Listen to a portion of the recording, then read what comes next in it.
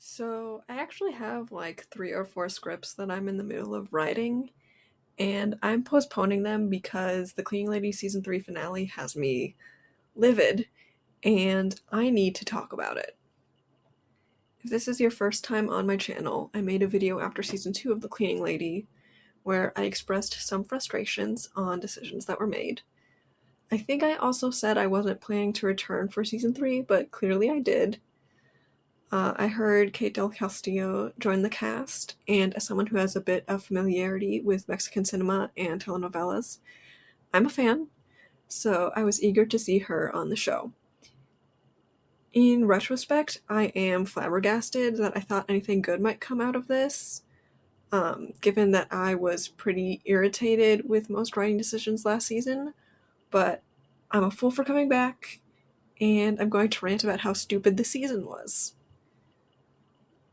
In my video about season 2, my biggest complaint was that Garrett was killed off. At least my interpretation of the events of season 1 is that the whole premise of this show relies on Tony feeling caught between two worlds, Armand the cartel and Garrett the FBI. So the only way for the show to continue if Garrett is removed is for Tony to get deeper involved in the cartel world, which was not a story that interested me. And it also doesn't make much sense to me. Armand absolutely would have let her out if she asked. Everything with Luca has been magically fixed, so the pressures that kept her involved have been relieved. And Armand would undoubtedly help her bring Fiona back. Like, what is the point of her still working with the cartel? Unless, as I was saying, they want to go the route of La Reina del Sur, a Mexican telenovela which some people listening might be more familiar with Queen of the South, which is the American adaptation of that show. Which, I don't know, Tony becoming involved in that world because of her forbidden romance with Armand just doesn't interest me. Like, there are these teases about a dark side of Tony, but at the end of the day, the show has always made it about her connection to Armand. Anyway, let's just get to my season 3 complaints, because there's a difference between a story I'm disinterested in and an actively badly written one. So, the season starts with Armand being captured, which makes sense since the writers needed a way to explain Adon's absence, as he was taking a temporary leave and he was supposed to film the second half of the season. The setup is great, and it makes the stakes really high, so it gives a solid reason for Tony to get deeper involved with the cartel. Checks all the boxes of what I was expecting and does it in a way that makes sense. So, genuinely a good start to the season. The first few episodes of the season progress decently enough. Tony gets tangled up with the Sin Cara cartel in her attempt to find Armand.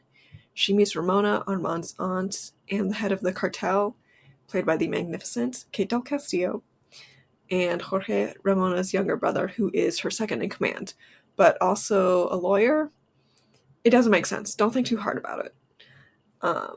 Anyway, Tony never fully trusts Ramona or Jorge. She manages to get Ramona to agree to smuggle Fiona back to the US by offering to clean for her, and it's a very gnarly job involving Tony having to dispose of bodies. Unsurprisingly, Tony tries to back out, but now Ramona won't let her.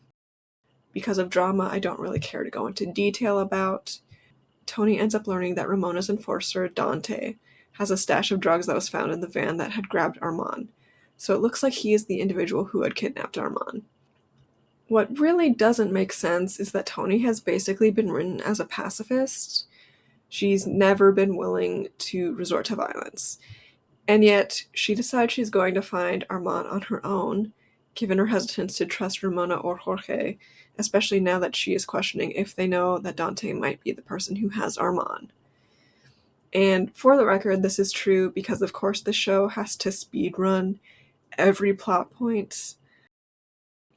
Anyway, Armand has been kidnapped by people who have no qualms about murder or torture, and Tony thinks she can somehow outsmart them, or reason with them. I don't fucking know what her plan is. It makes no sense to me. If the people holding Armand hostage saw her, they would no doubt shoot her. What's your plan for that, Tony? I know you're not willing to use a gun. You don't have any experience with fighting someone off, especially not people who have definitely killed before. Like, genuinely, what the fuck are you going to do when and if you find him, Tony? And before I get further with my complaints, I want to be clear that I like Tony. I think she is really sympathetic when the show delves into her dynamic with Luca, and I understand her desperation and willingness to go as far as she needs to protect him. But the writers keep making her do stupid shit that makes no sense. And once Fiona has successfully returned to their home, the explanation of "I'm protecting my family" no longer makes sense for any of her decision making. Obviously, because she is the lead, she manages to find the apartment where Armand is being held, and she's unscathed. Things that make it very clear that this is a TV show, because you have to suspend so much disbelief to buy it at all. Anyway, Armand dies due to the FBI getting involved, as Adan's death kind of forced the writer's hands. And here's where things just really fucking derail. So, Nadia has been trying to find Armand and get him back safely for presumably months now. She is understandably very distraught over his death. Ramona believes that Nadia would never betray Armand like that and is convinced that Tony talked to the FBI. Ramona tries to convince Jorge that Tony needs to be killed, and Tony then presents her flimsy evidence against Dante. There's a very dramatic scene where Tony thinks Ramona is going to kill her, but she kills Dante. Tony starts to suspect that Ramona was involved with Dante's plan, and with Tony pulling at this thread again, Ramona orders one of her men to kill Tony. Of course, this fails, with Tony managing to escape, and she then uses her medical background to convince Ramona of her usefulness.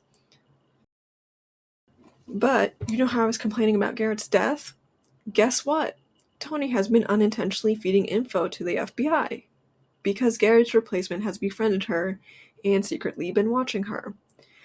Which just makes me ask, what was the point of Garrett's death?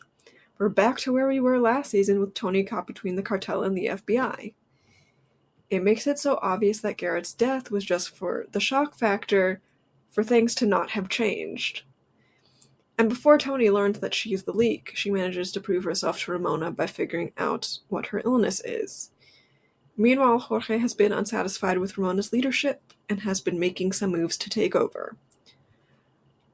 Ramona, who has been head of the cartel for 2+ decades, by the way, fucks over a valuable contact because she's in a panic about Jorge pushing her out. It's so stupid. The writers are so stupid. But now that Tony has saved Ramona's life, she trusts her completely, and her suspicions quickly turn to Nadia. Nadia, the woman who is constantly busting her ass for everyone, and who gets no thanks in return. The woman who watched the man she loved drift away from her, but still stood by his side. The woman who risked her life by trying to entrap her former abuser to help said husband. Nadia has done so much for everyone else, and she is repaid by people keeping secrets from her or putting her in danger. Fuck these writers.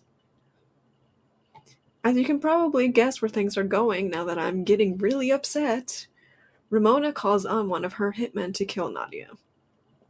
Tony manages to arrive at Ramona's first and fakes her death to protect her. This forces Tony to directly feed info to the FBI, so they will go along with making Nadia's faked death look more real. So, to recap, Nadia is the one who is actually business savvy and has years of experience with the cartel world. Nadia is the one who has repeatedly saved Armand and Tony's asses. Armand constantly lied to her and kept her in the dark about things concerning Tony, and she knew on some level that he loved Tony and wanted to be with her instead. Then she didn't get to reunite with him because he died.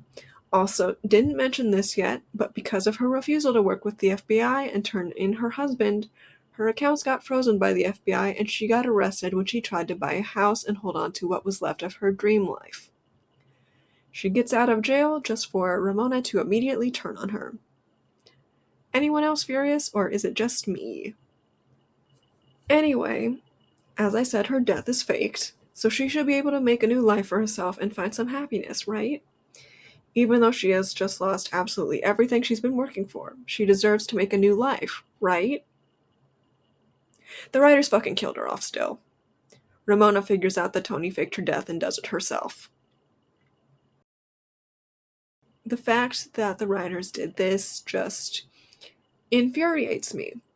It proves that the writers never gave a fuck about Nadia other than her being a roadblock to Tony and Armand's relationship.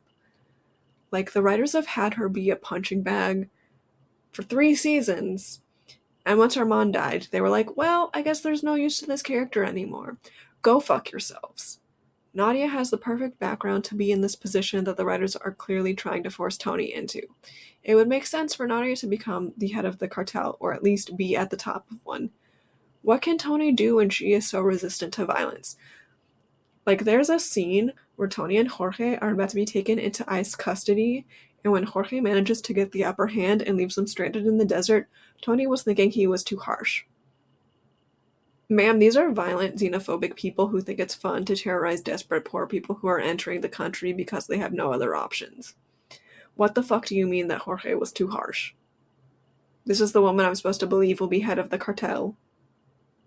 She can't stomach people that vile being left in the desert, but she's supposed to become okay with innocents being murdered for the sake of drug trafficking?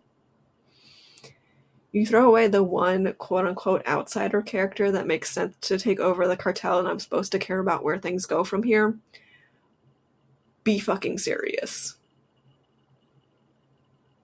As you can probably tell, I will not be back for season 4. I just needed to vent before I forget this show. That's about it that I wanted to say for the Cleaning Lady rant. Keep talking about Palestine. It is 228 days into the Israeli army committing genocide. Keep talking about Sudan and Congo. Please donate to one of the links in the bio, or if that's not possible, keep protesting and sharing updates. All of us united can make this end.